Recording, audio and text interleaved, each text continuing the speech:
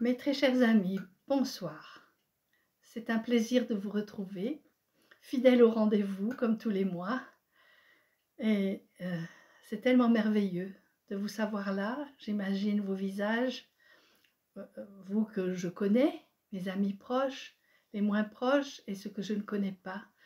Soyez les bienvenus pour ce moment de partage, sous le regard de Dieu et avec l'aide de l'Esprit Saint qui veut encore, je pense, ce soir nous enseigner des choses. Nous n'avons pas encore reçu tout ce que nous avons besoin de recevoir. Donc, Esprit Saint, viens à notre secours, viens à notre aide, ouvre nos cœurs, donne-nous de recevoir ce que tu as à nous donner ce soir. Merci. Merci pour ta fidélité, Seigneur. Merci pour ta bénédiction. Amen. Ben oui, chers amis, ce soir, je veux parler d'amour, une fois de plus. Et j'en ai beaucoup parlé, j'ai écrit sur l'amour de Dieu. Et encore, ces derniers temps, je découvre de petites choses. Et je me suis dit, allez, je vais le partager avec mes amis. Donc, ces derniers temps, en écoutant un enseignement de Alain Dumont, qui nous enseigne sur la Bible et qui, en ce moment, fait une étude du Deutéronome dans la Bible, est extrêmement intéressant et très juste dans les réflexions qu'il fait et la manière d'expliquer la parole. Et donc, je vous recommande d'écouter Alain Dumont, d'aller sur sa chaîne et de voir tous les enseignements qu'il donne. Et particulièrement, l'autre jour, on l'écoutait avec mon mari, on est passionné par ces études qu'il nous fait, et il a parlé des exigences de Dieu vis-à-vis de son peuple, des exigences très très sévères, oui, des exigences, voilà. Et il fait alliance avec son peuple, il tombe amoureux de son peuple, il l'aime, de cet amour d'amoureux, mais il nous dit que cet amour est exclusif. Et ce qu'on voit dans le Deutéronome, c'est la démonstration de l'amour de Dieu, qui proteste d'amour pour son peuple, qui fait alliance avec son peuple, et c'est une alliance de mariage, hein, où il veut épouser son peuple, où il prépare son peuple à cette alliance, et où il montre une grande fidélité en amour, et en même temps, il demande à son peuple de détruire, de passer par le feu, tout ce qui a trait aux idoles et aux faux dieux et à des cultes liés à l'adoration de toutes ces idoles, les Baals et les Astartés, entre autres. Donc, Dieu demande, avec beaucoup de fermeté, que soient détruits tous ces lieux de culte à des faux dieux. Et on a l'impression, quand il dit ça, qu'il y a derrière ça une grande violence. Il demande à son peuple d'exercer une sorte de violence, de destruction. Et Alain Dumont nous disait, si on reste dans une lecture superficielle de ces textes, alors nous risquons d'avoir une réaction qui est une réaction immature, de immédiatement accuser Dieu d'être quelqu'un de violent et de sévère.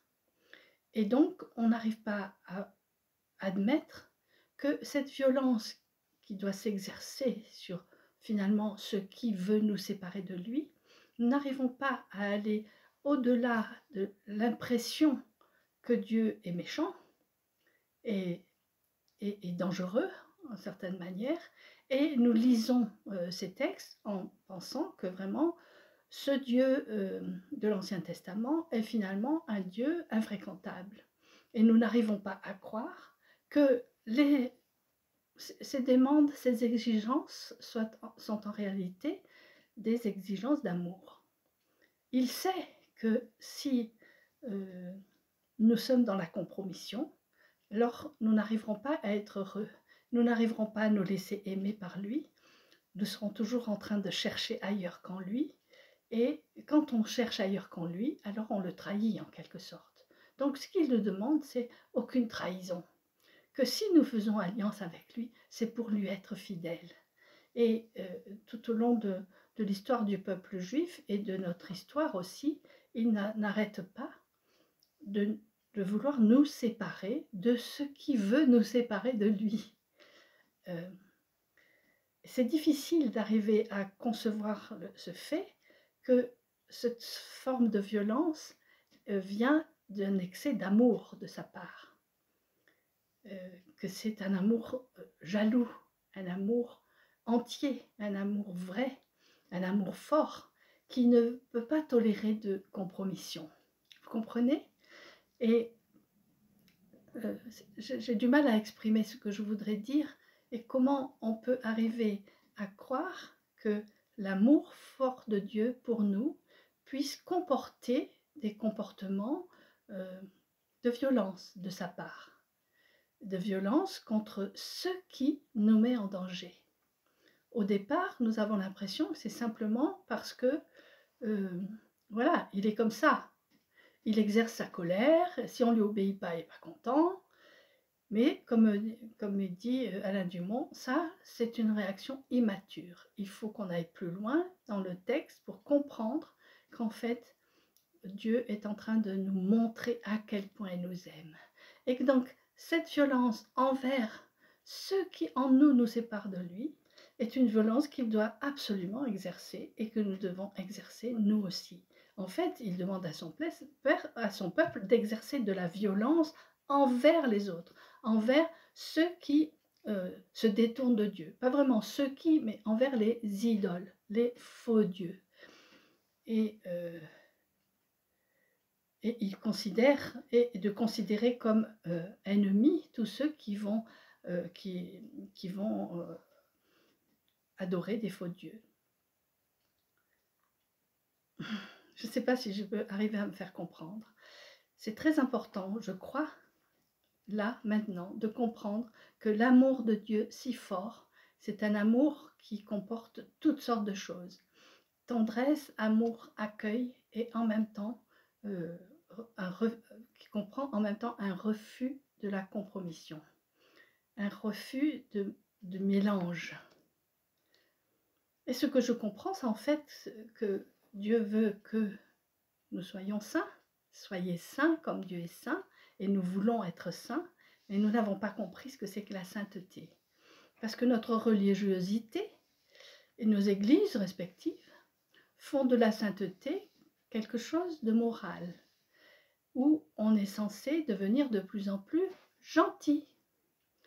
Et donc, pas question de manifester de la colère, de la violence, de la destruction, du ressentiment.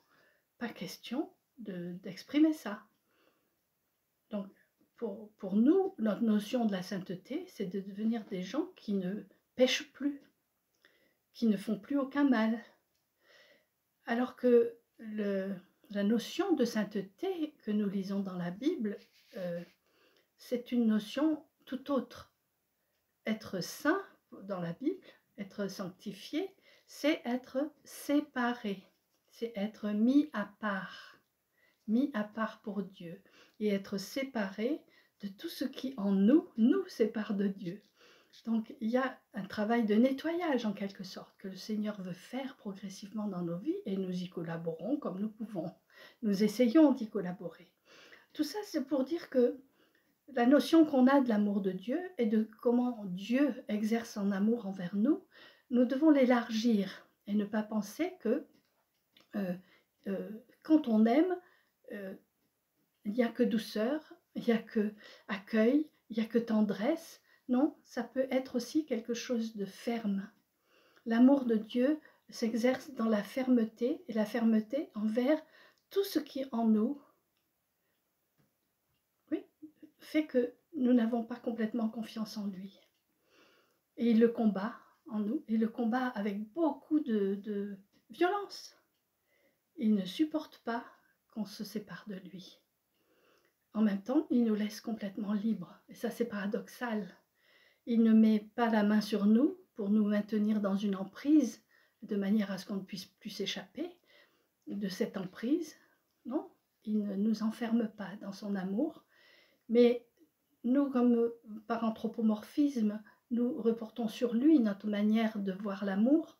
Et trop souvent, un amour trop fort, un amour trop exigeant nous fait peur parce que nous avons l'impression que c'est un amour qui nous tient dans son emprise et qui peut faire du chantage. Alors qu'en Dieu, pas de chantage.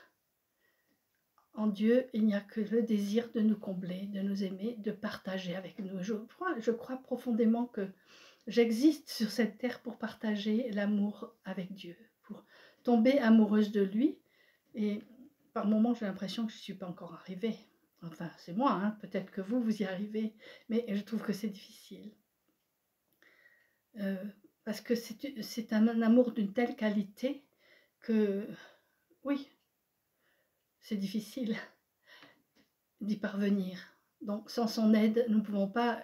C'est pour ça que je demande à l'Esprit Saint de venir encore et de nous donner la capacité d'aimer que Dieu veut nous donner, veut développer en nous, parce qu'il sait, lui, que nous ne serons pleinement heureux et nous ne nous sentirons pleinement libres que quand nous pourrons l'aimer vraiment en retour. Dieu attend avec impatience le moment où je pourrai enfin l'aimer. Et je cherche ce moment, moi aussi, où je pourrai enfin l'aimer. Amen. Alors, parallèlement à ce constat que l'amour de Dieu peut comporter aussi une certaine violence, comme l'image, pas l'image, mais le récit de Jésus chassant les marchands du temple, qui est comme une parabole de ces choses, où Jésus dit que il veut que le temple, là où on adore Dieu, soit purifié de tous ces marchands et de ces compromissions. Et donc on comprend bien que dans nos vies, c'est ça que Jésus veut faire, mais il le fait avec violence. Il est violent envers ce qui nous sépare de lui. Et ce qui fait que notre culte, celui que nous devons lui rendre, c'est-à-dire l'amour partagé, parce que le culte qu'on doit rendre à Dieu, c'est pas quelque chose qui prend le dessus sur tout le reste.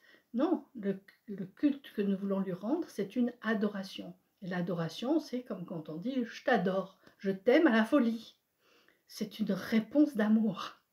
L'adoration, c'est la réponse d'amour à un Dieu rempli d'amour et amoureux de moi. Donc je veux apprendre jour après jour ce que c'est que cette vraie adoration, où je ne me contente pas de dire à Dieu qui il est et que je l'admire et qu'il est merveilleux, mais où je rentre en réponse, je donne une réponse à son amour et je lui dis que je l'aime, et que je l'aime à la folie, que je l'aime et que oui, vraiment je l'adore, comme on dit, et comme j'ai appris depuis le début de ma vie qu'on n'adore que Dieu et surtout pas des idoles. Alors, parallèlement à ça, tous ces derniers temps, on est très touché par le problème de la violence, des violences de plus en plus grandes, des violences dans la rue, des violences domestiques, des violences faites aux femmes ou aux hommes, la violence faite aux enfants, dont on parle moins. On parle de la violence de la part des enfants, et on est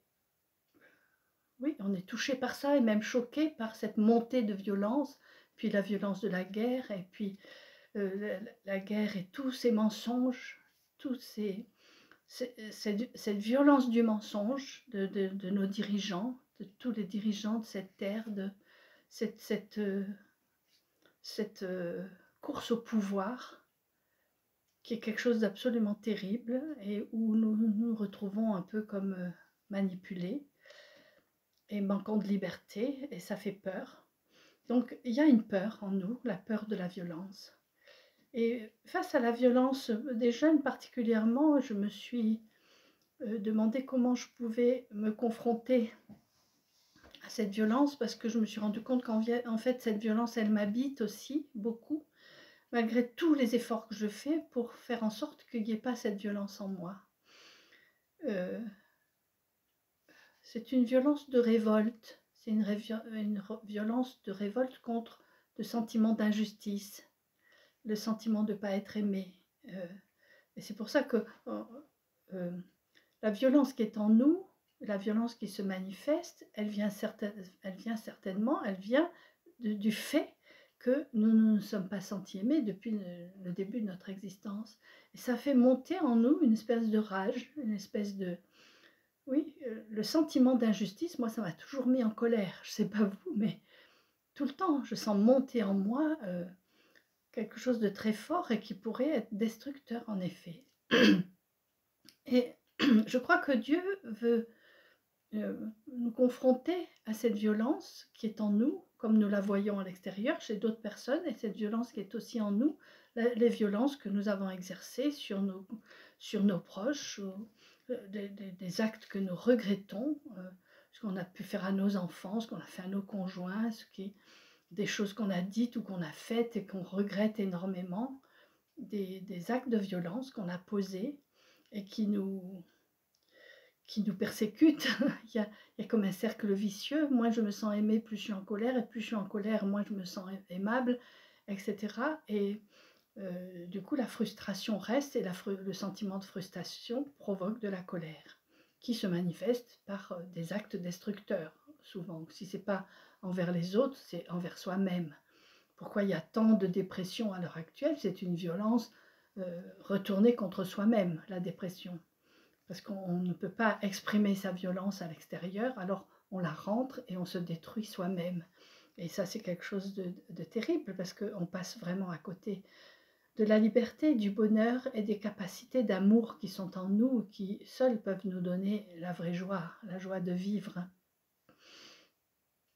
Donc voilà, toutes ces réflexions, je ne vais pas vraiment vous faire un enseignement, mais je vous lance des pistes de réflexion comme ça, parce que ce sont les miennes et je veux les partager avec vous, pour voir qu'est-ce que vous en pensez, là, pendant ce temps d'été, où vous allez prendre peut-être des temps de vacances, ou un peu de temps pour vous, que vous en profitiez pour encore approfondir cette relation d'amour avec Dieu et avec vous-même, et profiter de ce que les événements de nos vies et de l'histoire contemporaine, tout ce que cela peut nous apprendre. De la même manière que quand nous penchons sur la Bible et sur ce que Dieu nous y raconte, ce qu'on nous y raconte, et sur les préceptes mis en place par Dieu pour un plus grand bonheur, quand nous penchons dessus et que nous en faisons le solide fondement de nos vies, alors nous pouvons aller de l'avant dans l'avenir, à travers le présent vers l'avenir, en sachant que l'espérance est là. Et que Dieu nous a fait une promesse, et il nous a dit « tu aimeras le Seigneur ton Dieu de tout ton cœur, de tous tes moyens ». Et ça, c'est la vraie traduction. Hein. C'est pas... quand on dit « tu aimeras », ça veut dire que c'est quelque chose qui est en train de s'accomplir et qui va s'accomplir. Et c'est quelque chose de merveilleux, c'est plein de promesses. Oui, vous y arriverez à un moment ou à un autre, c'est ça que Dieu nous dit. Vous y arriverez, parce que pour l'instant, on n'y arrive pas. Mais c'est notre désir, et lui, c'est le sien aussi, et il nous encourage. Tu aimeras ton prochain comme toi-même. Ça, c'est merveilleux. C'est vraiment merveilleux. Et je pense vraiment que ces jeunes remplis de violence sont des jeunes très frustrés, on l'a compris, hein, et qui expriment leur frustration par des actes de destruction, parce qu'ils ne peuvent pas faire autrement. Ils ne peuvent pas faire autrement pour exprimer et pour laisser sortir leur colère. Alors, la seule réponse que nous arrivons à leur donner, c'est finalement de les réprimander, de les punir, de les mettre face aux exactions qu'ils commettent, et de faire peser sur eux et sur leur vie entière finalement les conséquences de leurs actes. Mais je me rends compte qu'en fait, c'est une question d'amour, qu'ils se sentent frustrés parce qu'ils ne se sentent pas aimés, et plus ils font des bêtises et moins on les aime, plus on les déteste, et il déclenche une détestation, et c'est comme s'il faisait exprès d'être détesté. Il y a cette espèce de force de mort que provoque la colère en nous, qui est une force de destruction, et qui commence par une destruction de notre propre être. Et j'ai le sentiment que quand Dieu nous parle dans la Bible de son amour, et d'un amour si exigeant qu'il nous demande de détruire tout ce qui n'est pas lui, en fait, tout ce qui nous éloigne de lui. J'ai vraiment ce sentiment que c'est de cette qualité-là d'amour que nous avons besoin d'être aimés et d'aimer. Et nous avons privé ces jeunes du contact avec cet amour-là de Dieu. Parce que la religiosité, tout ce qui se passe dans nos églises à l'heure actuelle, et aussi chez les musulmans, la religiosité nous pousse à faire de la morale et à codifier notre manière de correspondre avec Dieu. Je veux dire,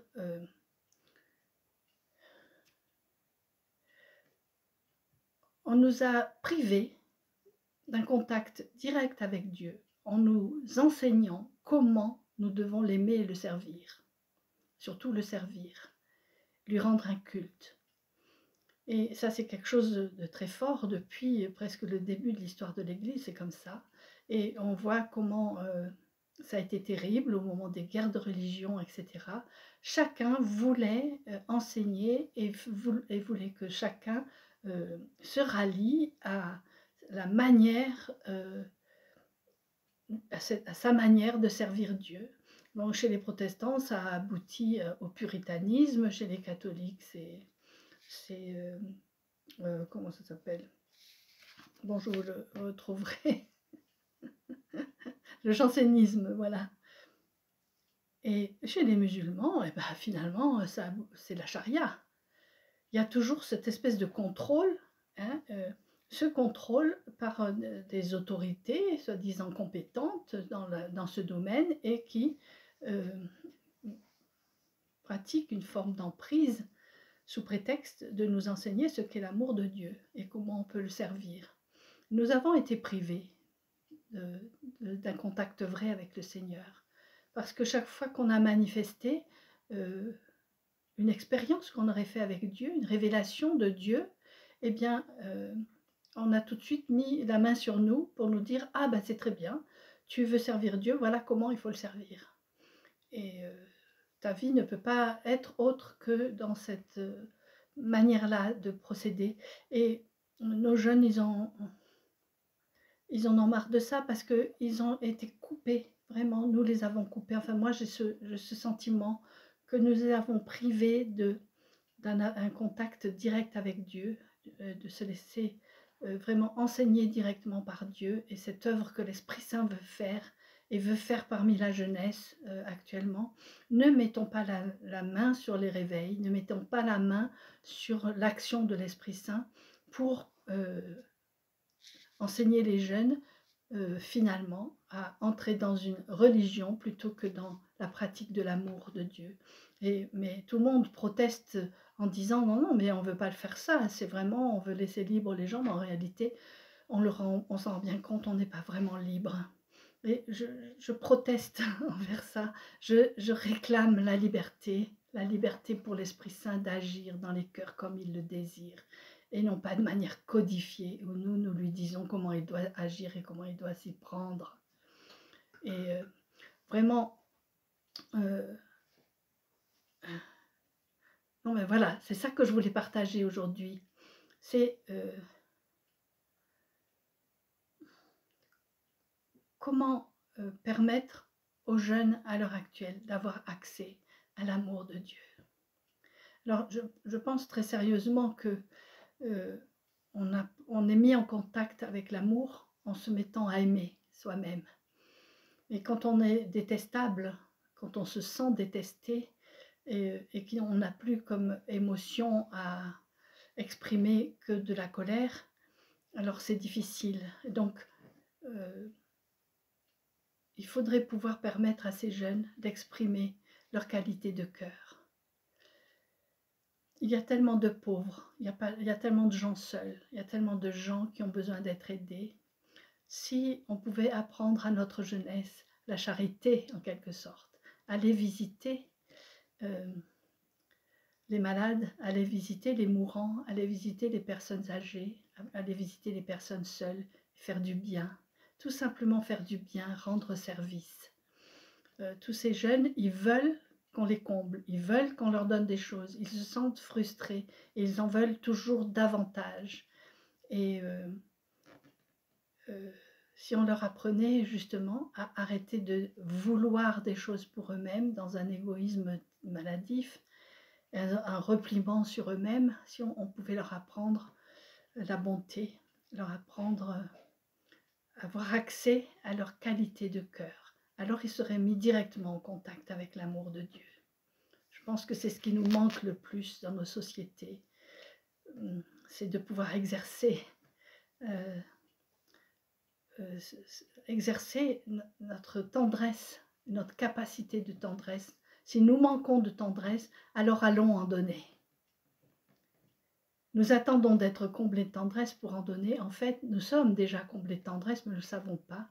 Et c'est le moment où on ouvre le robinet qu'on se rend compte qu'on en est rempli et qu'on a beaucoup à donner. Beaucoup à donner. Donc, la violence qui nous habite ne nous fasse pas peur, mais que nous apprenions par l'Esprit Saint à nous en servir, que nous mettions au travail cette violence en nous, comme dit Alain Dumont, mettons cette violence au travail pour qu'elle travaille dans le sens de la vie, dans le sens de la victoire de la vie sur la mort. Que ce ne soit pas une force destructrice, mais une force constructrice. Donc, si nous sommes en colère, ne tournons pas notre colère vers Dieu. Elle semble légitime, cette colère, parce que nous souffrons et que nous avons l'impression qu'il n'a rien fait pour empêcher la souffrance et qu'il nous laisse tomber dans nos épreuves et nos difficultés.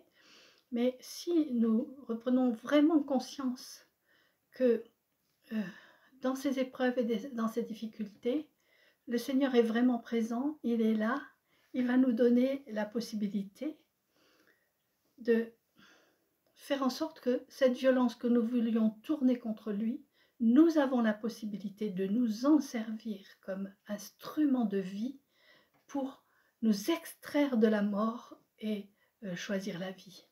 Nous avons besoin de violence pour combattre le mal que nous voyons en nous, que nous constatons en nous.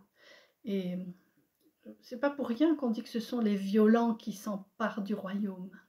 Les violents. Alors il en faut de la violence pour s'emparer du royaume, c'est-à-dire pour s'emparer de l'amour de Dieu et en vivre. Il faut une certaine violence, une violence contre notre passivité, contre notre incrédulité, contre notre colère, contre tout ce qui en nous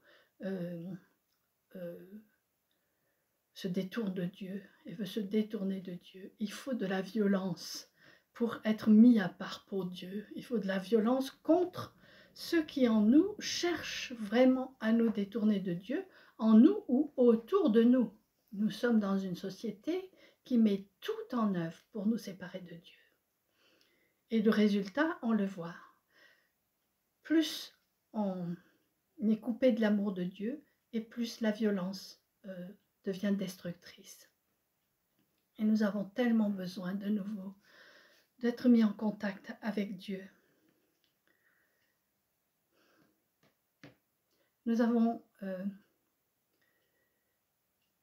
une possibilité, des possibilités incroyables, une capacité d'amour incroyable. C'est tellement important de pouvoir y avoir accès. Je pense aussi au fait que ce qui ne nous plaît pas forcément dans l'agir de Dieu, c'est que nous n'aimons pas que la notion de, comment on pourrait dire, la notion de punition, la notion de qu'il faut assumer ses actes et qu'il faut quand même qu'on soit réprimé, réprimandé. Et en fait, ce que nous n'acceptons plus à l'heure actuelle, c'est l'autorité, tout simplement. Nous sommes dans une très grande crise d'autorité. Et nous et les jeunes qui sont là et qui sont dans la révolte destructrice, ces jeunes-là ont absolument besoin d'autorité et que des actes d'autorité soient posés. Ils ont besoin de pouvoir respecter l'autorité, de respecter leurs aînés, de respecter les lois mises en place, de respecter ce qui est mis en place et qui est mis en place pas pour les réprimer et les rendre malheureux, mais pour les conduire à une plus grande liberté. Il y a ce sentiment parmi la jeunesse que on veut les priver de liberté. Alors que, oui, vraiment, ils ont besoin de s'affronter et de trouver une opposition et une fermeté devant eux. J'ai le sentiment que quand ils cherchent à tout détruire, et c'est comme pour se faire détester, ils cherchent quelqu'un à qui s'affronter, ils cherchent l'autorité. Et donc ils s'affrontent à la police, forcément, puisque elle porte finalement l'image de l'autorité répressive. Forcément. Et il y a ça qui manque, parce que dans notre société, l'autorité, qui est normalement quelque chose de masculin, l'autorité, c'est une qualité particulière d'amour qui consiste à être ferme envers la personne qu'on aime, parce qu'on ne veut pas qu'elle se perde. Et c'est difficile pour la personne aimée de cette manière-là d'accepter que la répression soit une répression d'amour. D'autant plus que dans notre société, ce n'est pas une répression d'amour. Il y a vraiment de la violence du côté de ceux qui veulent exercer l'autorité. Et c'est ça qui est difficile. Alors on va dire, oui, la police tue, la police est dangereuse, mais parce que des deux côtés, il y a une violence non résolue et il n'y a pas d'amour. Bon, je ne sais pas si je m'exprime bien, vous me pardonnerez, mais voilà, je vous lance des pistes de réflexion, c'est tout. Je ne vais pas apporter de solution. En vrai, je n'ai pas de solution réelle. C'est le Seigneur qui a la solution. C'est lui qui sait où est-ce qu'il nous mène. Mais je crois que face à toutes ces choses autour de nous et en nous, nous avons du boulot, quoi. On peut prendre des vacances, mais en même temps continuer toujours à travailler sur nous-mêmes. Travailler à accueillir les exigences de Dieu sur nos vies, en sachant que ce sont des exigences d'amour, qui nous aime tellement qu'il veut que nous puissions enfin l'aimer en retour librement. Et si ça pouvait rejaillir sur notre société, ça serait quelque chose de merveilleux. Mais pour l'instant, ce n'est pas le cas, mais quand même, envoyons de l'amour vers ces jeunes. Il ne s'agit pas de les excuser, il s'agit de leur envoyer l'amour dont ils ont besoin. Et on sait que l'amour, c'est le Seigneur. C'est le Seigneur lui-même. Quand j'étais jeune, je faisais du porte-à-porte. Je faisais de l'évangélisation dans la rue et j'aimais ça, parler de l'amour du Seigneur. Mais je ne savais pas vraiment de quoi je parlais. Actuellement, où je comprends un peu mieux comment le Seigneur nous aime, j'ai plus la force d'aller dans les rues pour parler du Seigneur. Mais je vous parle là maintenant. Et j'essaye de nous exhorter ensemble à rester fidèles à cet amour, à y travailler, à tomber amoureux. Parce que l'amour, c'est quelque chose qui se décide. Et je veux décider chaque jour d'aimer davantage mon Dieu. Et il me fait la promesse que je vais y arriver. Tu y arriveras, tu aimeras ton Dieu de toutes tes forces. Voilà, c'est juste ça que je voulais vous dire. Et vous dire que nous avons besoin d'autorité, nous avons besoin de retrouver une certaine sévérité. Ça, c'est quelque chose qui s'est perdu et on accuse les parents trop sévères, on accuse les gens qui sont trop exigeants, on parle de liberté, on veut combler, on veut donner des choses, mais on ne donne pas le bien le seul bien indispensable pour vivre, qui est l'amour.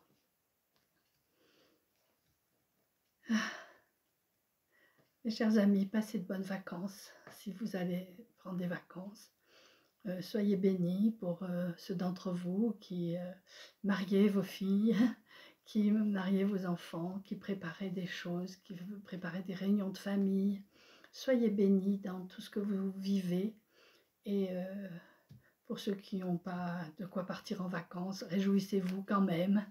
Profitez de ce qui se passe autour de vous. Profitez-en pour visiter les pauvres et les malades, pour venir au secours des malheureux. Ce que je trouve merveilleux actuellement, c'est les propositions qui sont faites à des jeunes qui veulent servir Dieu, les propositions qui leur sont faites d'aller dans les pays pauvres pour aller au secours des personnes en difficulté. Et là, je trouve ça magnifique et c'est dommage que ces initiatives ne soient pas plus nombreuses. C'est une sorte de service civil qu'il faudrait faire, pas seulement pour les gens chrétiens, etc. Il faudrait proposer à quantité de jeunes d'aller dans les pays, aider les pauvres, aider les gens qui sont très très malheureux, apporter un peu d'amour, un peu de tendresse. Donc faisons ça, allons visiter ceux qui ont besoin d'être visités. Et je me dis ça à moi-même en ce moment. Mes chers amis, soyez bénis. J'espère que je ne vous ai pas choqué, que j'ai pu vous transmettre quelque chose qui me semble important. Et je conclurai par ça. Arrêtons de penser que le Dieu de la Bible, avant la venue de Jésus, est un Dieu sévère et exigeant et qui manquant de tendresse. Et que heureusement que Jésus est venu pour nous révéler l'amour du Père. Ça, c'est quelque chose qui est erroné, mais qu'on enseigne encore beaucoup et que nous pensons aussi nous-mêmes. Il faut qu'on combatte cela parce que c'est faux. Dieu n'a pas changé, il est toujours le même. Alors on le dit, Dieu n'a pas changé, toujours le même, mais on continue à penser que quand même le Dieu de l'Ancien Testament, comme on dit, ou de l'Ancienne Alliance, avait besoin d'être quand même un peu restauré, renouvelé, et qu'on puisse découvrir que finalement, heureusement, grâce à Jésus, on peut découvrir la tendresse. Ce n'est pas vrai. Jésus n'est pas venu mettre en place une nouvelle alliance. Non, c'est l'alliance, la première, qui est renouvelée. Les traductions sont mauvaises, on a parlé d'une nouvelle alliance, ce n'est pas vrai. Il n'y a pas de nouvelle alliance. C'est une alliance renouvelée par le sang de Jésus. Et ça, c'est merveilleux. Parce que c'est vrai que le mariage entre Jésus et son peuple, il battait de l'aile. Il ne cesse de battre de l'aile. Et par l'intervention de Jésus et sa venue dans ce monde, il est venu comme rétablir ce qui existe depuis toujours entre Dieu et son peuple, entre Dieu et nous, un amour inconditionnel, un amour de fidélité, un amour qui permet de revenir sans cesse.